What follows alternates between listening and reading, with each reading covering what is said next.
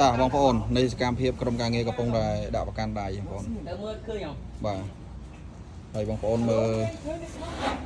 ការដាក់របស់ក្រុមការងាររបស់បណ្ណាជាងដៃបងប្អូនបាទគឺរៀបចំមានស្ដាប់ធ្នាប់បងប្អូនបាទអញ្ចឹងបងប្អូនអាចមើលបានបាទទឹកដៃអញ្ចឹងបងប្អូនអាចមើលបាន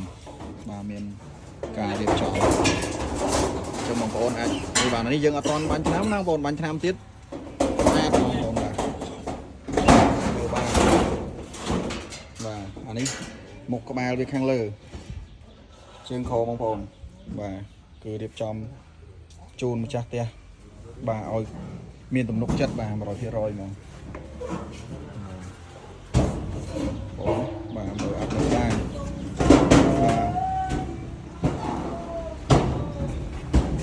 មិនភ្លៀងទៀតទេបងប្អូនភ្លៀងទៀតទេអត់ដបូលនេះដបូលឆ្អឹងដៃយើងពណ៌ស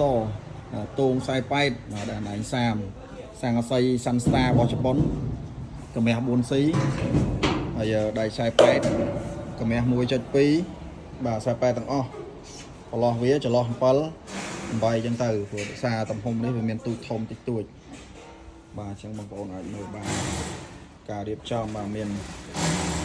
បាទគម្របមានអីសំខាន់បងប្អូនបាទបើមិនស្អាតមិនយកលុយបងប្អូនបាទហើយដបូលនេះដបូលវល់បងប្អូនបាទខ្ញុំរៀបចំកាត់ដាក់វល់ឡើងទៅដល់ខាងនោះហើយខាងលើមានដបូលមួយទៀតខាងលើនឹងមានដបូល stand មួយទៀតហើយទៅដល់បាញ់ឆ្នាំបងប្អូនបាទខាងទាំងអស់អញ្ចឹងបងប្អូនដែលមានតម្រូវការចង់សាងសង់ការងារដែលធ្វើអំពីដែកបញ្ចក់បាទដែកស្មិតបងប្អូនអាចតំណមកបាទក្រុមការងាររបស់បណ្ណាជាងដែកបានបងប្អូនចឹងបងប្អូនអាចមើលបានការងារបងប្អូនបាទរៀបចំឲ្យមានស្ដាប់ស្ងប់ល្អចឹងបងប្អូនអាចមើលបានបាទយើងរៀបចំមកស្អាតឲ្យភ្ញៀវបងប្អូន